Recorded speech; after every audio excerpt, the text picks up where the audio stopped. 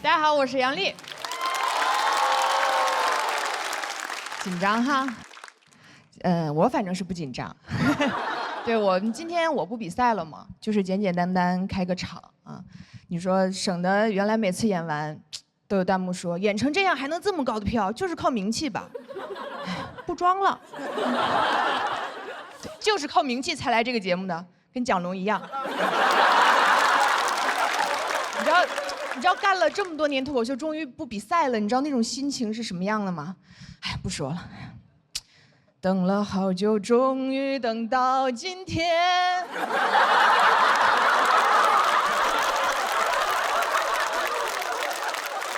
这一期我还是准备的非常认真的，不是写稿，主要是练刚才那首歌。你们也知道我的水平，我还专门请了一个老师，他就跟我说你要想唱好这首歌呀，你就要用更难的歌来练，所以他就让我在家练梁静茹的《会呼吸的痛》，然后我就每天在家里想念是会呼吸的痛，练了1个多月，我还行，我隔壁大爷受不了了，来敲我的门说小姑娘，我跟你说啊，如果你连呼吸都痛的话，你就不要唱歌了，好吧？你这个痛啊，跟想念没有关系啊！不要再唱了。我刚看新闻说咱们小区的房价突然降了，我怀疑就是让你唱的。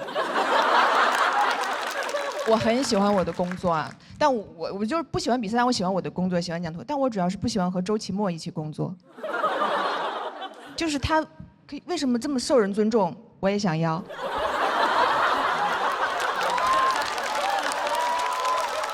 我嫉妒他，我接受不了。你知道最令人生气的是什么？就是我一边记住他，我又一边忍不住尊重他，因为他真的很令人尊重。就是他不光脱口秀讲得好，性格还特别好，格局还特别大。你看他刚刚演开场，比自己比赛还认真。我跟你说，这个人可以说是把人啊都做绝了，不留给别人一点生存空间。我真的有的时候，他坐我旁边往那看一眼，我都喘不上气。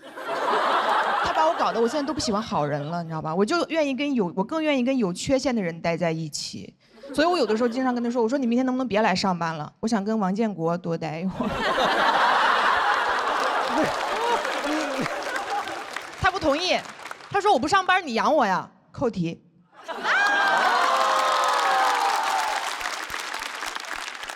这就是不比赛的脱口秀的魅力。我不瞒你们说，他就是我最羡慕的那种人，就是话少。我常常想他是怎么憋住的，为什么我就憋不住？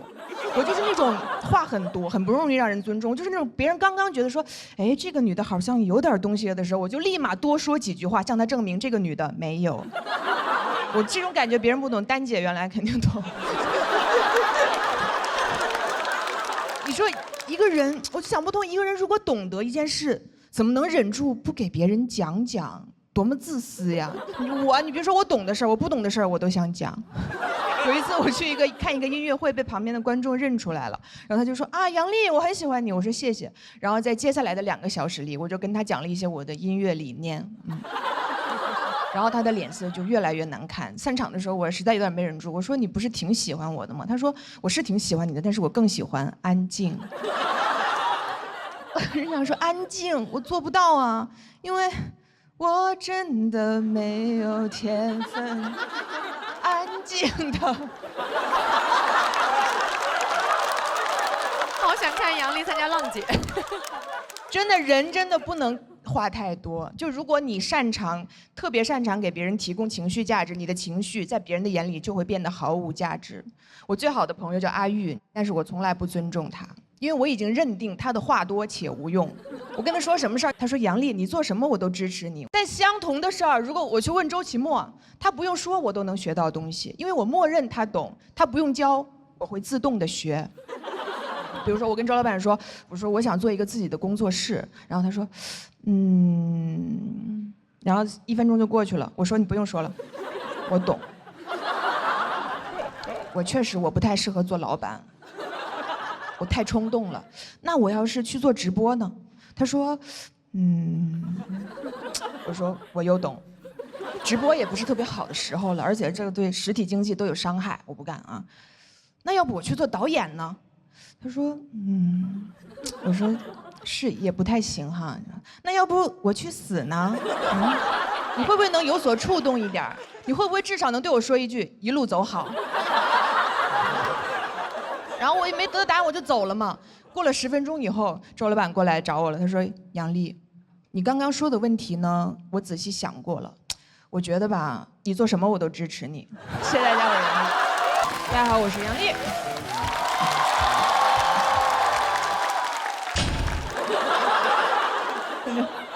确实有点上年纪了，你知道，比不动了。而且刚刚国仔也说，这是我们就是作为这个身份最后一次在这个节目中表演脱口秀了，但也是我本人最后一次参加脱口秀比赛类的综艺了。不用啊，你知道，你仔细想，其实没有排掉几个节目，因为我接下来要去全力准备我的个人专场的巡演了。承诺大家好几年了，今天终于要兑现了，对吧？我下定决心回到剧场的原因也很简单，就是我想收大家点钱。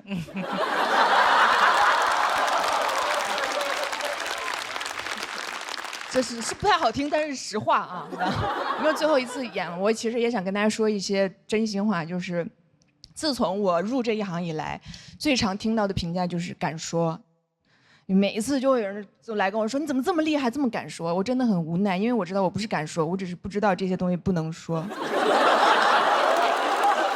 很多人说自己的成功靠幸运，反正我是真这么觉得的。就是等我后面知道这些东西不能说的时候，已经来不及了。因为哪怕我有的时候想说点好话，我有时候想说，其实有些男的某些方面也挺好的，所有观众都会说哈哈哈哈哈，反讽。你知道？敢说是大家对我最大的误会。我原来不承认，只是因为那样显得比较酷一点。其实我一点都不敢说，我可怂了。没有那种吗？我从小就特别不能理解别人说的一句话，就是不要在背后说别人坏话。我想说啊，那要当面说吗？不敢。我同学说，那你要是考虑一下，就不说别人坏话呢？我说啊，我做不到。这就是我的问题，就是我不光怂，我还特别睿智。我唯一敢说别人坏话的只有2个地方，一个是背后，一个是台上。我也不知道为什么，就是这个舞台对我来说就像有种魔力一样，就是我一上来我就觉得好安全，我什么都可以说，没关系，我甚至可以信口雌黄，就像被谁附了体一样，可能是罗永浩吧。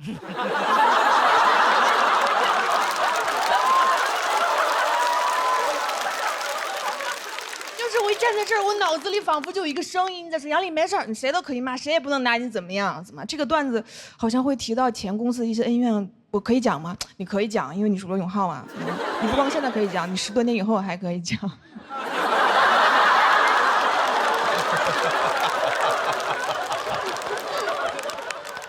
但我很喜欢这种生活。然后就导致我在台上的形象就确实显得比较有攻击性，然后有很多认识我的朋友就给我出主意，说你杨丽这样对你不好，你应该想办法多多展示你生活中的样子，你知道？我就开始了上各种综艺，所以别的艺人都是就开始说那种希望大家多多关注我的作品，离我的生活远一点，只有我每天在那儿，希望大家离我的作品远一点。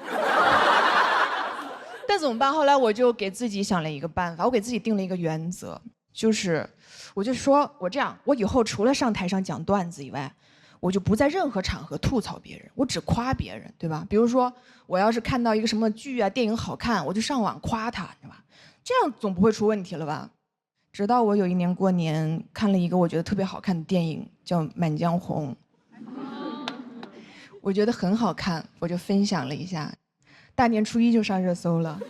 有些朋友很不开心，就觉得我为什么要夸一个这么不尊重女性的电影？头像点进去以后，发现大部分都是女生。我当时就看着想说 ，OK， 其实往好了想，是不是说明被我分裂的2个群体，其中有一部分已经被我亲自弥合了？最起码他对在我这个人的看法上，他们已经不再对立。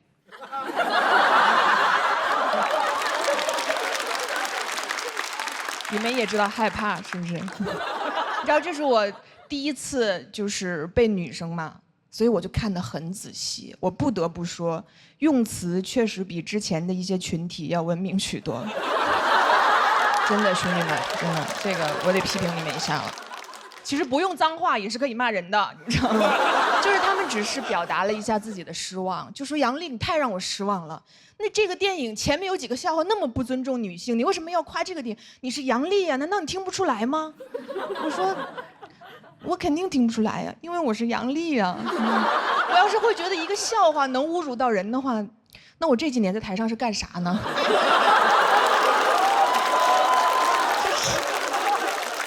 我这个人是不是有点太次了？就是我的标准不光不正确，我还不统一，是吧？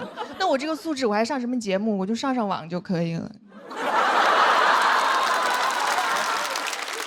但我其实都能理解。我觉得每一个人来表达自己情绪的时候，前提是他首先受到了伤害。就我也很矛盾，然后我就觉得可能是因为我这个性格，就是已经不适合在这个时候做一个脱口秀演员了。我现在敏感度太低了，我太大大咧咧了，我不适合做脱口演员了。其实我最适合的是脱口秀观众。对吧？就是我听什么都不会生气，所以各位演员，你知道，不管你们什么段子，网上别人怎么说，以后放心给姐讲，那你们的段子我来守护，我保证不会审判你们任何人。当然，有一天如果要让考上法官了，我就不能保证了。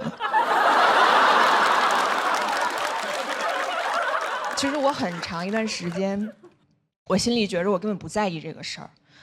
我直到我在这个节目开始做总编剧以后。会有女演员来问我说：“丽姐，你觉得我这个段子要讲吗？”我发现我说不出口，我不知道该怎么跟她说，因为我没有办法放松地判断这件事儿，我心里满满的都是担心。就是我让他们讲吧，我担心他日后的处境；我不让他们讲吧，我担心他们演出的效果。你懂吗？你知道，就是总有人来跟我说，哎，你没事，杨笠，你以后就讲点别的呗。我每次都想说，行，你别再说了，因为我就不会讲别的。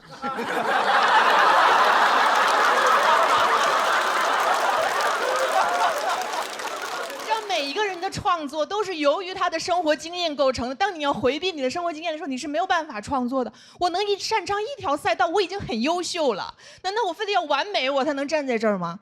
反正我以后就也不来了。我就替我后面有可能会跟我面临同样的处境的朋友们说一句，跟大家说一句，就是我们以后就讲这个了。如果你真的觉得冒犯的话，你就去干点别的呗。谢谢大家，我是杨笠。好，开始了啊。我觉得男的吧。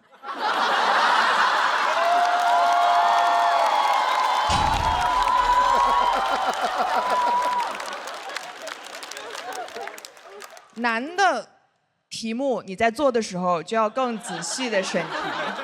高考已经过了，然后看有观众抓旁边的那手说上来就整这个呀。先整点别的啊，别重新自我介绍一下啊。我现在除了是一个脱口秀演员以外，我还是这个节目的总编剧。终于当上总编剧了，果然啊，人要是想升职，还是得跳槽啊。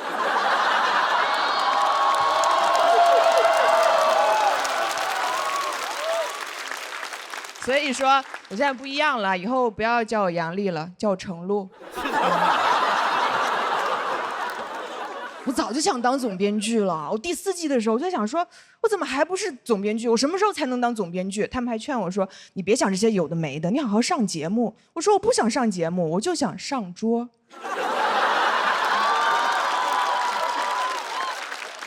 当了总编剧2个月以后，我现在有点后悔了，我想下桌了，我吃完了，因为太累了，你知道，我都瘦了。你们不知道这个工作就是一天到晚在那儿改稿，改到半夜，改的我都去跟王建国说，我说咱们这个总编剧就是总得在这儿编剧哈。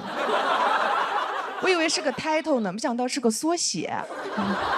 改稿压力也很大，很怕自己改不好，很敏感。万一哪个演员特别有礼貌说一句说周老板这个想的好，我就说是说我刚才那个想的不好，我给他想个好的，想不出来得给人道歉，说哎真的对不起，最近状态不好。干着干着我就觉得我这个处境我是上桌了吗？我想下桌了，因为我突然意识到能上桌的除了人还有菜。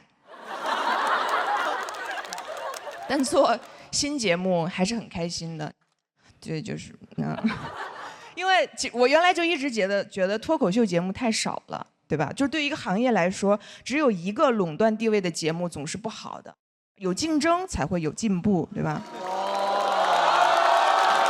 确实我现在做很多事儿的思路都是这样的，比如说我现在还拍一些剧啊什么的，就是因为我觉得杨幂在仙侠这个领域，是时候轮到我来竞争一下了。我还问我朋友，我说你看多了杨幂的仙侠剧，你不想看看杨笠的仙侠剧吗？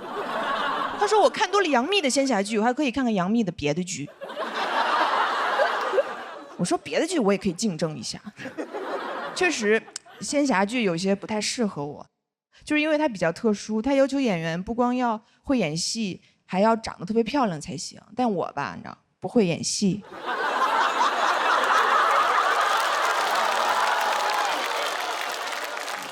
想听我说自己不够漂亮？做梦！我挺漂亮的，尤其是我和杨门一起客串了一个仙侠剧以后，我就更确认了这件事儿。因为那个剧播出的第一天，杨蒙恩丑就上了热搜。但是我没事儿，我当时就觉得这个舆论终于为我证明了，我是可以融入神仙的队伍的。你知道原来网上大家说我多难听，丑什么的还好，还有人搞封建迷信。有网友分析我的面相，说我额头窄，克夫。还是杨蒙恩安慰的我说：“你别听那网友瞎说，说你克夫那是看了你的面相吗？那是听了你的段子。”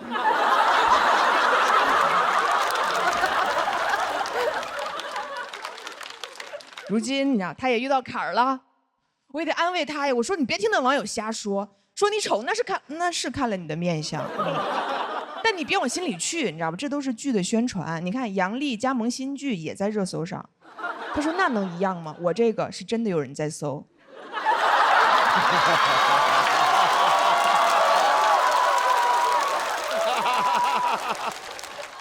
我们这一行确实你知道压力很大，但我还是很喜欢。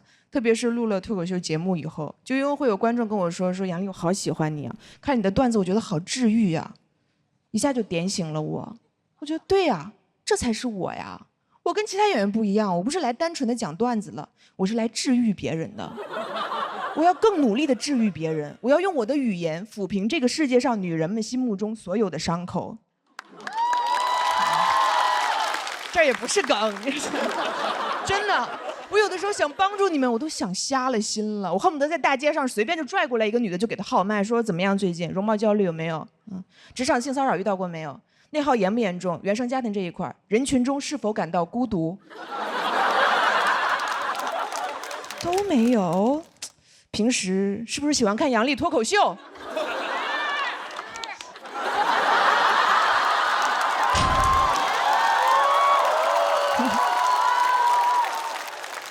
就是你知道，当我找准了这个定位以后，我现在心态你知道平和很多了。现在冷场什么的，我根本不往心里去。你知道，别人很着急说杨笠你这个没有人笑啊，我说你不懂，你不懂现在在这个场子里有多少伤口正在悄悄愈合。你仔细听，这是冷场的沉默吗？不，这是血肉正在疯长的声音。谢谢大家，我是杨笠。Hello， 大家好，我叫于翔宇。我是去年刚刚大学毕业的，我这个大学专业学的是哲学。大家一般听到那个反应就是哇，那就是有文化没工作。这个我读哲学确实是不太好找工作，而且我身边有些朋友还会调侃我，说找不到工作怎么了？你们学哲学的人不是都很通透吗？你虽然找不到工作，但是你可以辩证的看待这个问题啊。我咋辩证啊？说实话，我真的一点都不通透，因为我学完哲学吧，跟大家学任何专业一样，还是要出来找工作打工的。我发现现实生活跟我学的不一样的时候，我只会更加矛盾。我那时候找工作的时候，我上午还在上课，我学那个《资本论》，什么资本会无情的压榨你，剥削你的剩余价值，资本来到世间，从头到脚都流着血跟肮脏的东西。我下午去面试的时候往那儿一坐，我可以加班。什么亚里士多德呀，多劳才能多得。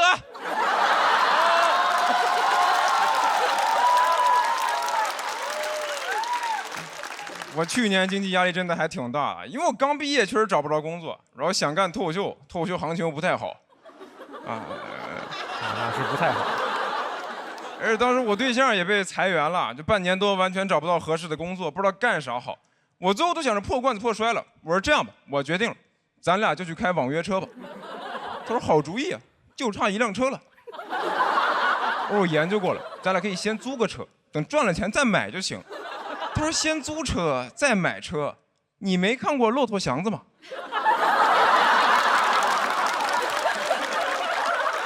于翔宇，你要租车你就完了，你就一直给人干吧，你还叫什么翔宇啊？你就叫祥子。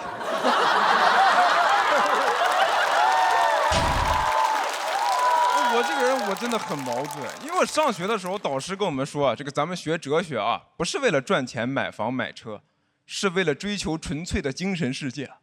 但我做不到。我去年压力最大的时候，就想着回学校跟我老师聊一聊。我当时回了趟学校，我在办公室门口就听到我导师在跟其他教授讨论问题，俩人在聊买学区房。我当时整个人崩溃了，那就是压倒骆驼祥子的最后一根稻草。我老师，你也这么现实的吗？你上课教我的可都是形而上学，背地里偷偷研究小孩上学。我崩完之后发现，其实我就是很羡慕我老师，他有这个物质基础。你很多伟大的哲学家也是这样，你像什么叔本华，悲观主义哲学的代表，但他自己是个富二代。叔本华的生平是这么写的：自幼喜好哲学，11岁学习宗教学，15岁研读伏尔泰和卢梭，19岁研读古希腊哲学，21岁继承父亲遗产。我课程表上没有这门课，我21岁还在那看什么是自由，什么积极自由、消极自由。叔本华啪给我一巴掌，财务自由才是真正的自由。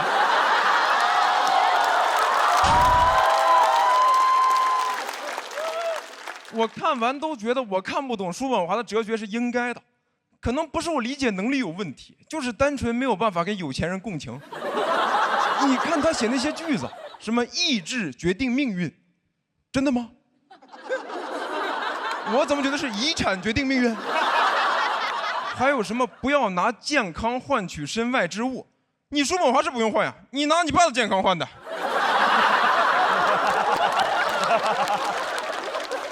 还有那句最经典的，人要抑制自己的欲望，因为人的欲望无法满足就会痛苦，满足了就会无聊。我想无聊。太想过无聊的生活了。我虽然现在是靠搞笑有趣吃饭，但你问我的梦想是什么？我想做一个无聊的人。有趣有什么用呀？你在我们这个行业，有趣的灵魂千篇一律，无聊的人生才是万里挑一呀。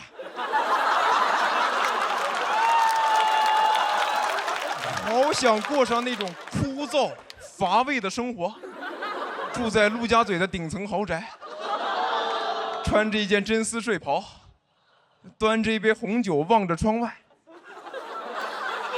没啥意思啊。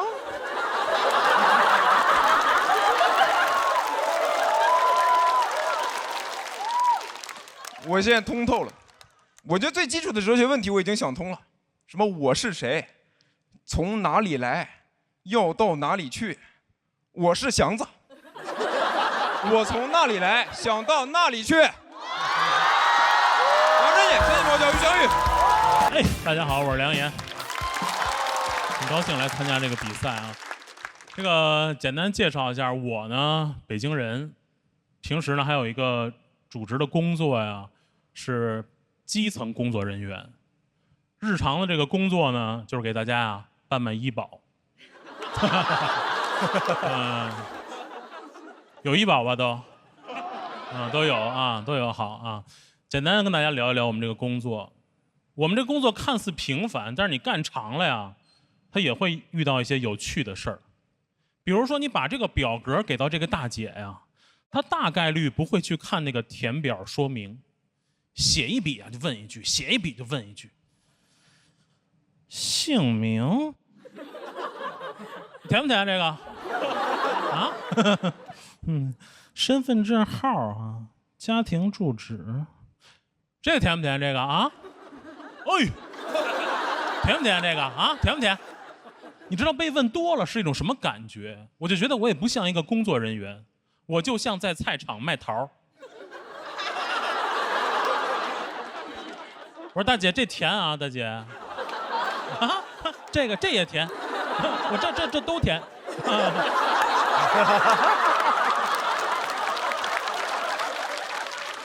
不甜不要钱。我觉得其实也不怪大姐，我觉得我们那个表格啊设计的它也有问题。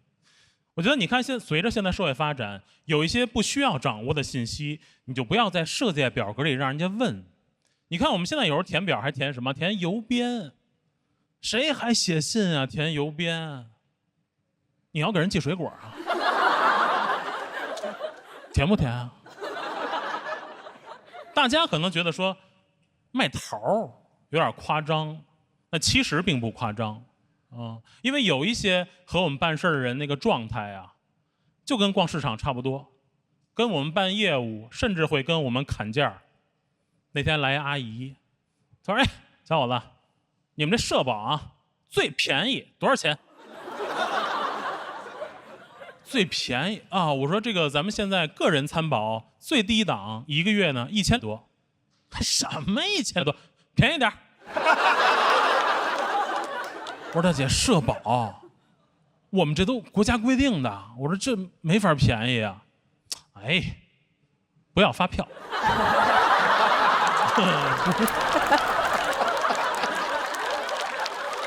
不要发票，那不要发票我也不送饮料啊。我说大姐，这真不能便宜。大姐急了，走了啊，走吧，想什么呢？其实我从情感上我愿意配合她，我说回来吧，回来吧，你带一份来吧。不会对吧？但是其实这些还好，还有一些呢，我相信大家在工作中啊也会遇到，就是那种伸手党，什么都不能自己干，什么都要你帮他干。那天呢来一大哥，他说：“哎，你们那个工作就是这什么证啊？这怎么办啊？这个？”我拿出我们这个办事指南啊，打开，用手指着跟大哥说：“我说您看这个上边啊，对单位的要求、个人的申请条件、办理流程、所需材料都有介绍。我说您呢，简单看一看，哪块不清楚不理解，我再给您讲。”那大哥啊，一把拿过来，嘎着窝里一夹，啊，是，怎么办？我去，我说你看啊，没辙是吧？我说那我跟您说一说啊，咱先说单位，我们要求单位啊成立时间1年以上，注册资金100万以上，年度纳税50万。我这讲着讲着，大哥急了，哎呦，你别说了，你给我写下来吧。什么？我给你写下来，我都给你印出来了。怎么了？不喜欢宋体吗？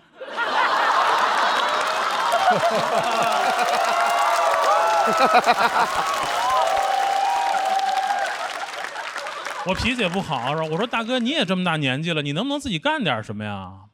后来我一说呢，大哥也不好意思了啊。后来大哥自己把我投诉了，我又确实给人道歉，我又给人写一遍，还是希望可以服务好，对吧？我扭头呢就问领导，领导很体恤，领导说：“我跟你说，这些伸手党啊，他们就是懒惯了。”递我水杯。你看，这就是我们啊日常工作是吧？跟大家想象的可能不太一样，角度不同。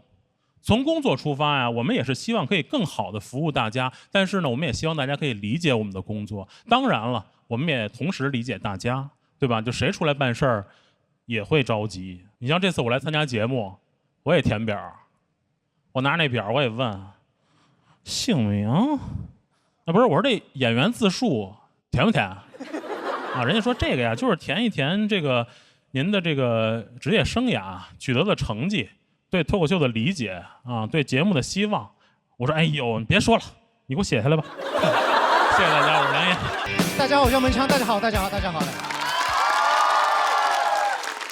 我自我介绍一下，我叫门枪，是一个 HR， 最近正在找工作。所以我很多失业的朋友一样，我们就拍短视频。但是我拍短视频还是有一些成绩的，朋友们。去年年底的时候被邀请去参加了一个活动 ，GQ Man of the Year， 被评为了年度风云人物，朋友们。哎，就参加那个活动有一个很好的地方，就是我可以参加那个 GQ 的晚宴，在晚宴上有很多顶流明星。费翔、魏大勋、易烊千玺，我都见到他们了。我发现明星跟普通人也都一样，都不认识我。虽然他们都不认识我，但我看他们真的很帅，朋友们，我觉得他们才是 Man of the Year。我感觉自己只是一个 man， 不小心 over there。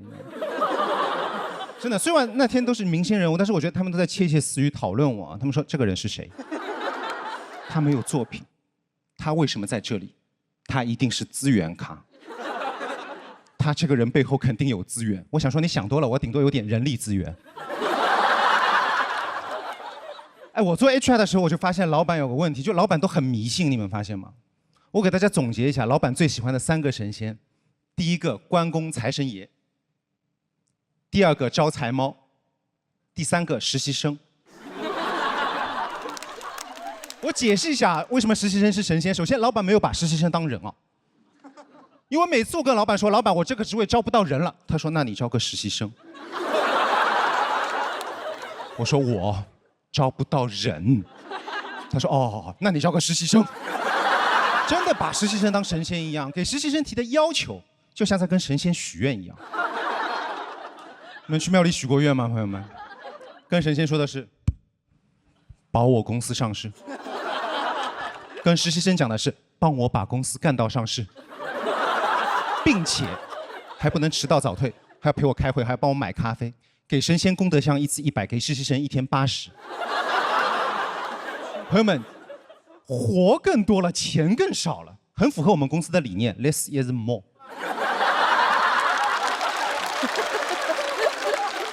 真的把实习生当神仙一样，开给实习生的工资也正好去购买一些贡品，瓜子、橘子、花生米之类的。真的，老板太不要脸！我现在终于明白老板为什么喜欢摆关公了，就是让关公替他脸红。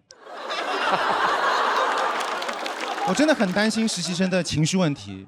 我们公司的实习生小杨啊，有几次我们小杨在那边不停地抖动，我说小杨你怎么升仙了？小杨说不是，我在跳消气操。我说消气操有用吗？他说有用，跳累了就没有力气打老板。真的，在实习生身上可以学到很多东西，除了消气操之外，我还学到很多，比如如何拒绝 PUA。小杨做了2个月就辞职了，老板居然还有脸找他离职面谈。老板说：“小杨，来，你在我们这里2个月，成长了多少？10岁。”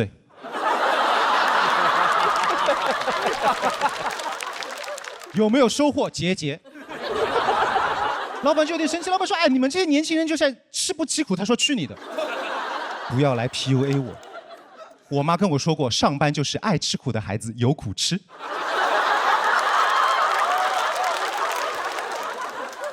哎，老板就真的有点生气。老板说：“哎，小杨，你有没有听过那句话？”他标英文，他说：“你有没有听过那句话 ？What doesn't kill you make you？” 他说：“make me emo。”老板说：“门墙算了，要不我们还是不招实习生了，要不我们还是招个人吧。”我说：“啊。”好可爱啊！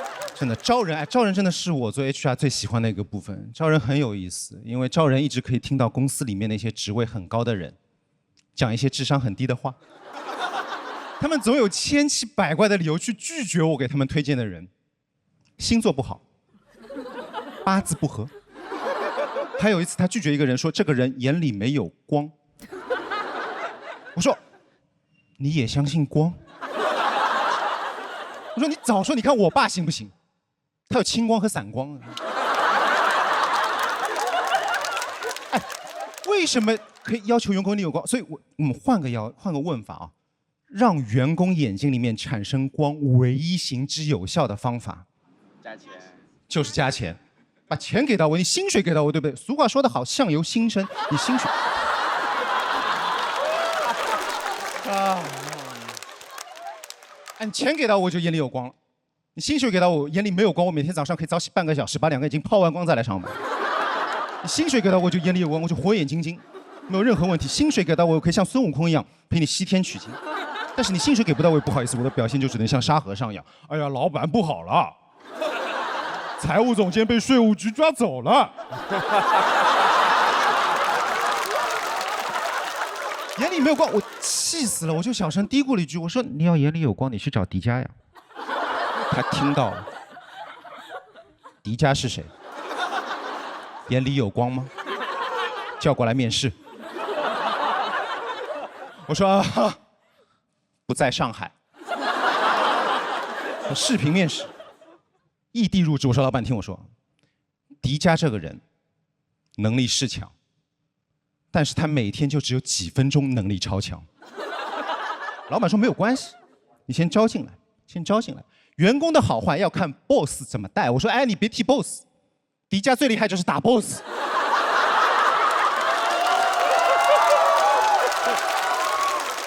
虽然听起来很荒谬，但是朋友们，这就现实。就再优秀的人才，有可能就是找不到工作，就是因为老板的问题。所以我现在出去找工作，没有成功，我心态很好，就是老板不配。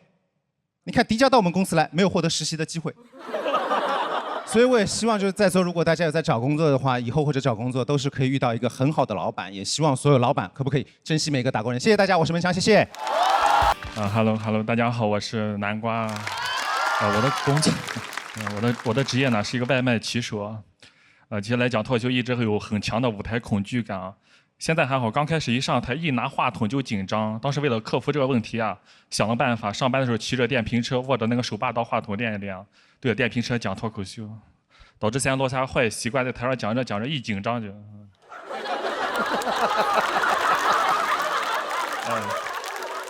我这个人从小不是很自信，从小学习不好，高中毕业就出来打工了。当时找的第一份工作是做保安啊，管吃管住还挺安逸的。后来干着干着，我觉得工资有点少，我说得找个挣钱的工作，就去送外卖了。我送段时间发现辛苦的程度超乎我的想象，又回去当保安了。当着后来又去送外卖哈。我这个人文化水平不高，但是我告诉自己找工作呀，一定要注意这个劳逸结合啊。能看出来我是个 I 人啊，我很社恐，但我有时候也是个 E 人啊。它分时间段，比如说上班送外卖，那时候是个 E 人啊，因为那时候穿着制服，对吧？甚至衣服上都写着 E 了吗？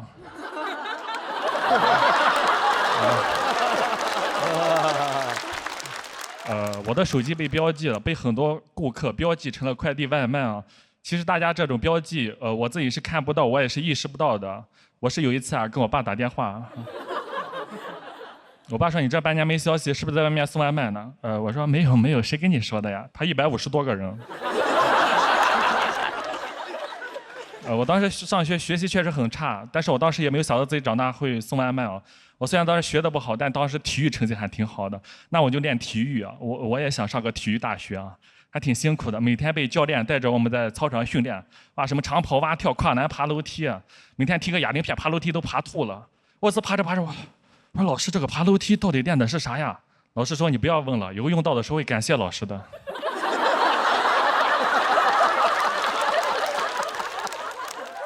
老师就是老师，看得比较长远。我现在送外卖上楼前，我说这题我做过，就是练过体育，现在送外卖就跑得快一点，对吧？但外卖这个行业也没有前2年那么好做了，因为做的人越来越多了，甚至有好多大学生现在出来也送外卖，跟人抢饭碗。这些大学生怎么说呢？当年高考就被他们淘汰过一次了，怎么现在毕了业又来跟人竞争，追着人砍我？我之前真的很怕送大学生，送过去隔着墙还进不去。同样的年龄，人家都在那打篮球的、谈恋爱的、读书的，欢声笑语。我在外面骑个电瓶车，好羡慕他们呀。但现在发现好多大学生出来也跟我一起送外卖啊，现在看法也变了，就原来我少走4年弯路啊。骑个电瓶车有时候会遇到大学生是吧？一起在外面吹着风，吹着这么强的风，这不是顶峰相见了吗？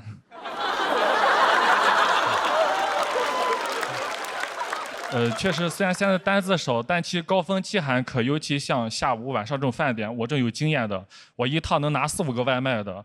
但我知道大家都很着急，我每次看到手上这4、5个外卖，我就知道这个时候天上也有4、5双眼睛正在盯着我。我也知道大家花了钱，可能希望这个外卖送快一点，对吧？给大家送上楼，我也愿意送上去的，毕竟我也练过，对吧？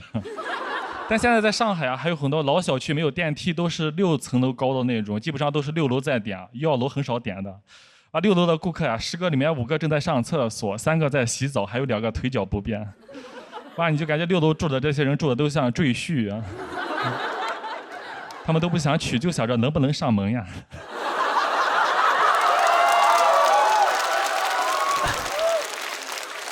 而且我们这个工作啊，每天会跟很多保安打交道，你就发现有些保安是挺多的，他见的人老爱问你干什么的，干什么的，干什么的。我有一次穿着外卖的衣服，那个保安还问我你干什么工作的，这把我给问住了。我看着穿制服，我心想我是干什么的？我 cosplay 啊。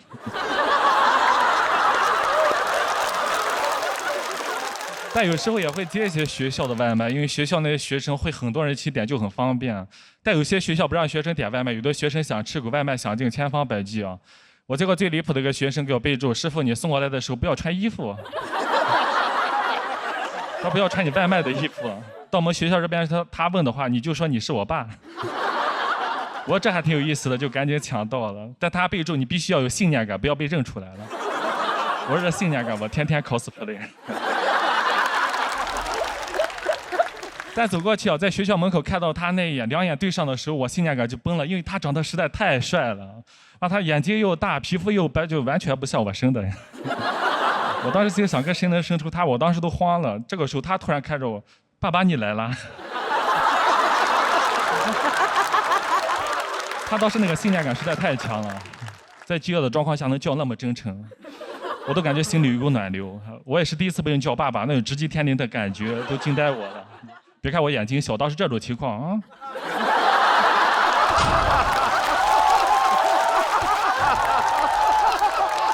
他这么远了。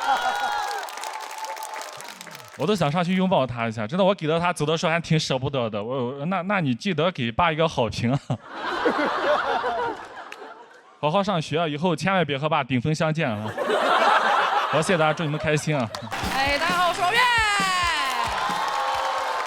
哎，我是一个来自成都的女演员啊，美不美？谢谢谢谢。其实我在生活里面有很多困扰啊，在我们那边，在路上遇到人打招呼，一般就会叫帅哥或者美女。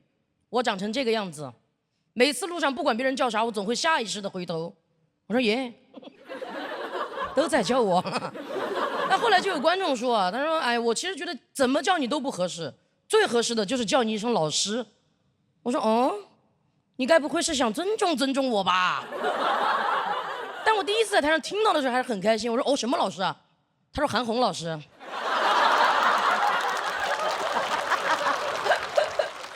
在工作里面也是啊，我前段时间去参加了一个3天2晚封闭式的培训。我当时进酒店的时候，我就发现给我安排同住标间的是一个姐姐，她还带上了她3岁的儿子。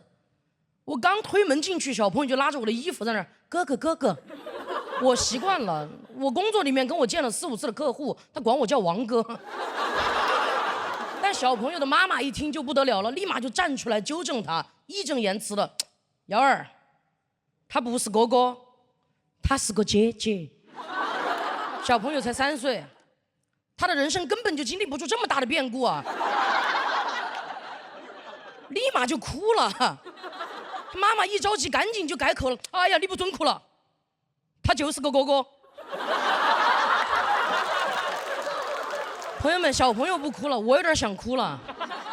我感觉我这个人的性别吧，是男是女，我自己说了不算，要根据当时的人情世故来看。就感觉我这个人吧，性别还挺随和的。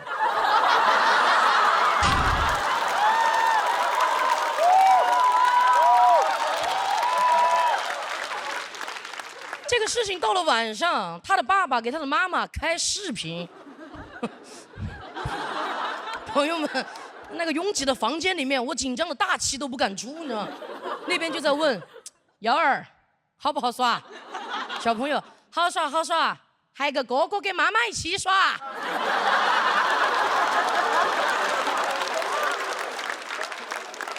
小朋友说完过后，电话那头跟电话这头都沉默了。那个姐姐甚至有点病急乱投医了，她把手机摸出来往我这边转。她说：“你要不然在视频里面跟我老公打个招呼，解释一下。”我说：“会不会更说不清了？”但其实她把手机往我这边转的时候，我已经就是把声音调整成夹子音了。没想到视频一转过来，那边说：“哎呀，是你呀，王哥。”